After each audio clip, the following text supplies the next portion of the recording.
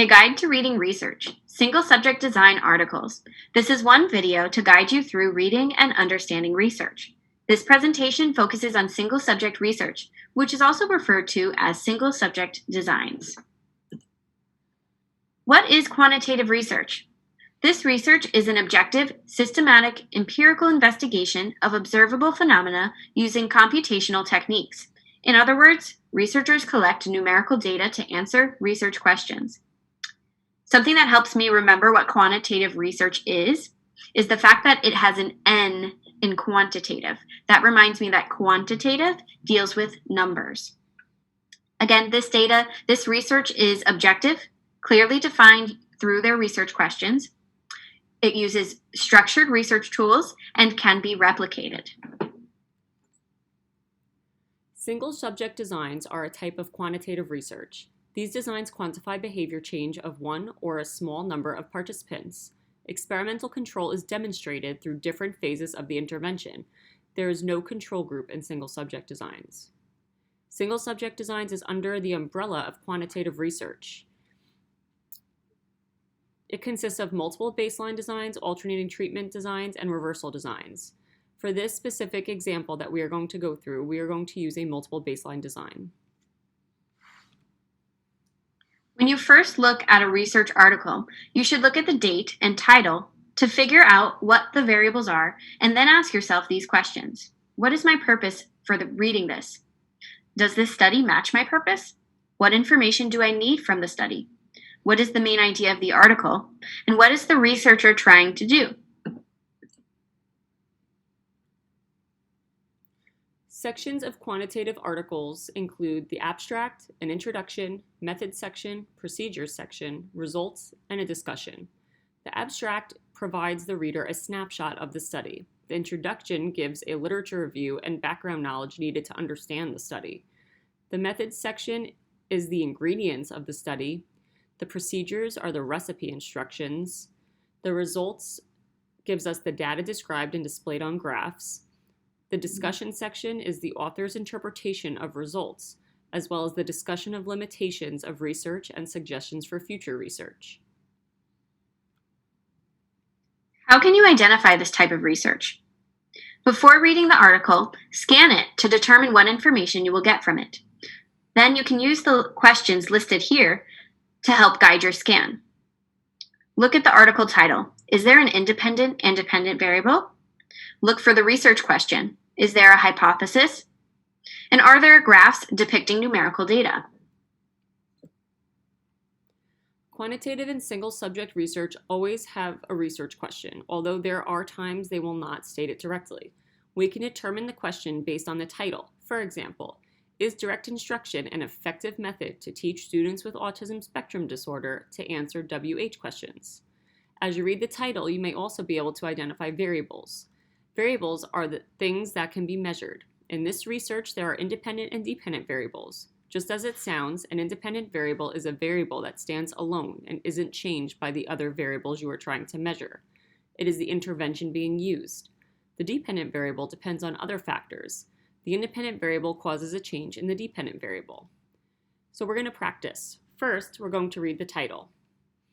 The effectiveness of direct instruction in teaching students with autism spectrum disorder to answer WH questions. What is the intervention? Direct instruction. So that is the independent variable. Who are the participants? Students with autism spectrum disorder. Lastly, what are the participants going to do? They're going to answer WH questions, so that is our dependent variable. Next, read the abstract. This section gives you a snapshot of the study. The variables and participants will be listed again, as well as a brief statement on the results and other information that will be discussed in the article. The next section is the introduction. The introduction gives readers background information about the population and the intervention being used through a literature review. By doing this, it also shows the reader why the study is relevant in this area by linking previous research with the current study. When you actually read this article, you will see that this part of the introduction gives you the characteristics of the focus group. It discusses other research using the same intervention with or without the same population, and it builds rationale, asking why is the current study needed? Something that helps me when I read is annotating on the side, for example, what the rationale for the study is and the criteria used for evidence-based practices. The methods section provides important information about the study, including who the participants are, where the study took place, what materials were used in the study, and the data collection methods used. Within that section, the participants, setting, and materials will be discussed. Let's dive a little deeper. In the participants section, they will tell you who was in the study, how many participants there were, what the participants' present levels of performances are, what the criteria were that they had to meet to be included in the study, and what consent was obtained. The researchers then describe the setting by telling the reader where the study took place, what the environment looked like, and who was in the environment during the intervention. Finally, the authors list the materials, which include what was used in the study. In this case, researchers listed tests they used to assess participant skills and pulled questions from.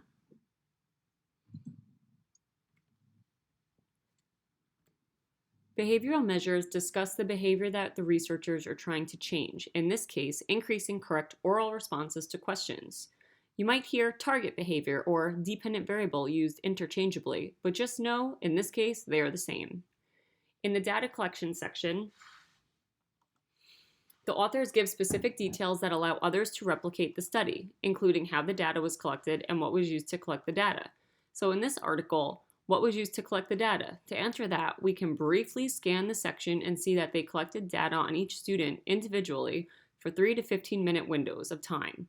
We can also see that the assessment procedure was used, what assessment procedure was used, because it says the assessment procedure consisted of and lists out the 4 steps. This section also details the scoring procedures used, which helps understand the results obtained from the study.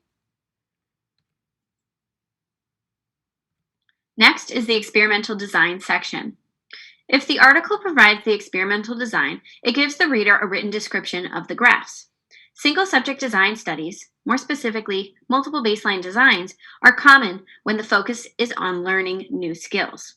This section helps the reader to understand the study and allows the experimenter to make causal inferences about the relationship between the independent and dependent variables.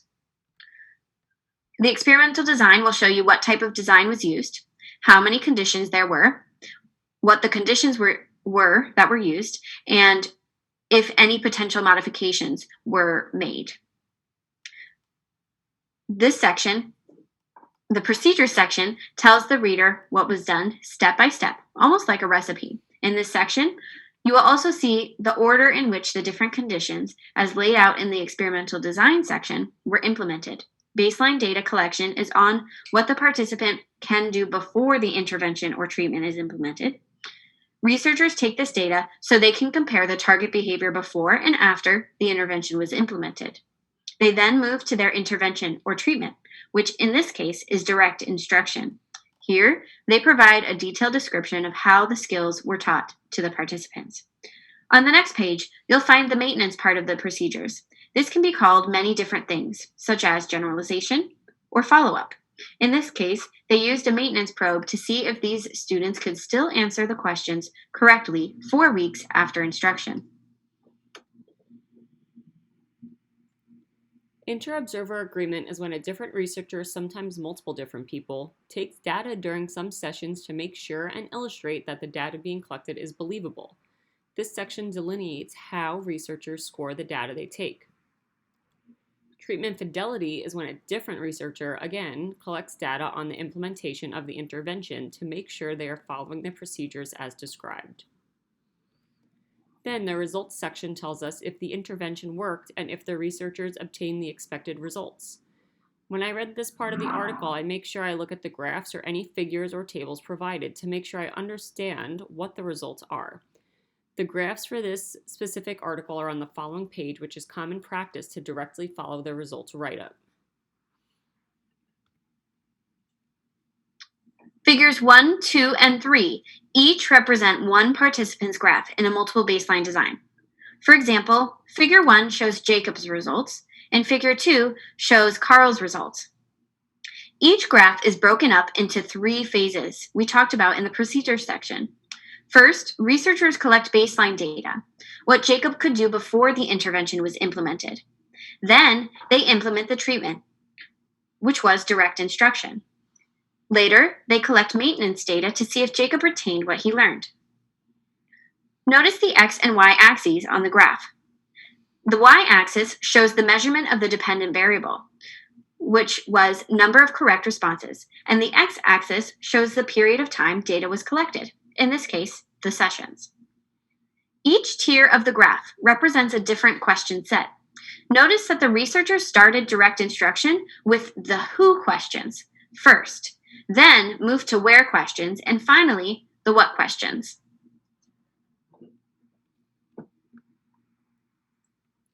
In the discussion section, the researchers restate the purpose of the study, along with the information obtained from the study. It also allows the researchers to comment on whether this study can add to the existing literature. The discussion section also gives the researchers a chance to interpret the results they obtained for the reader and gives the answers to the research questions that were posed. The discussion section can help answer many questions you might still have about the study. For example, what was the purpose of the study? What information did we get from the study? Can the researchers add to the existing literature? What were the researchers' interpretation of the results? And what were the answers to the research questions? On this page, the researchers reflect on any limitations that could have impacted the results. They also make recommendations on what can be done in follow-up or future studies. This is the reference section. Any study, fact, or tool referenced in this article is listed. It can be used to find additional studies if needed.